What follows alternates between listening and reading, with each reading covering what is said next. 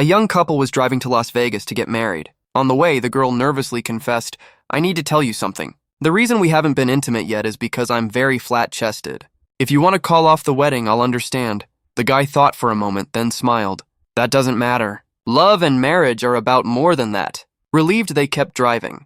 A few miles later, the guy cleared his throat. "Since we're being honest, I should confess something too. Below the waist, I'm just like a baby. If you'd rather not marry me, I'll understand." The girl paused, then reassured him, "That's okay. There are far more important things than sex in a marriage." They went on to Vegas, got married, and finally spent their wedding night together. The girl undressed. Sure enough, she was flat as a board. Then the guy undressed, and the sight made her faint on the spot. When she finally came to, he asked, "But darling, why did you faint?" "I told you before we were married," she stammered. "You said you were just like a baby." He grinned. "Exactly. 8 pounds, 21 inches.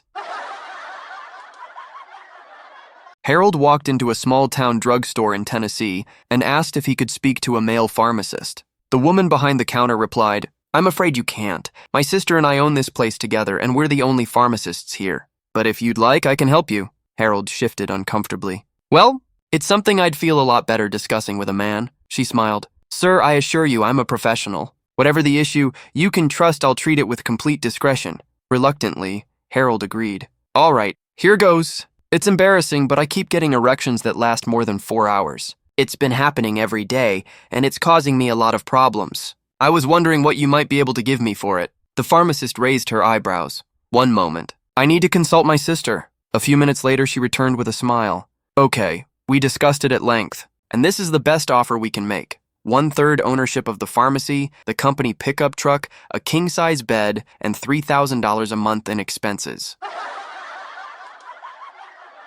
For years, a sweet little old French lady ran a tiny shop in her village. Then one day, a massive supermarket opened right across the street. They hung a huge sign in the window, "Butter $10. The next morning, the old lady put up a sign of her own, "Butter $9. Not to be outdone, the supermarket changed theirs the following day, "Butter $8. The old lady calmly lowered hers again, "Butter $7. Back and forth it went, day after day, until finally a curious customer leaned in and whispered, "Madame, how can you keep cutting the price? Big supermarkets can afford it, but a little shop like yours surely can't." The old lady smiled, winked, and said, "Oh dear, I don't even sell butter." A farmer walked into a bar looking upset. The bartender asked, "What's wrong?" The farmer sighed. "My donkey kicked my mother-in-law and she died." The bartender gasped, "Oh no, that's terrible." The farmer shook his head. "That's not the problem. At the funeral, everyone came to shake my hand." The bartender said, "Well, that's normal." The farmer frowned. "Yeah, but after the funeral, people kept showing up at my farm, and they weren't offering condolences. They were all asking if they could borrow the donkey for a couple of days."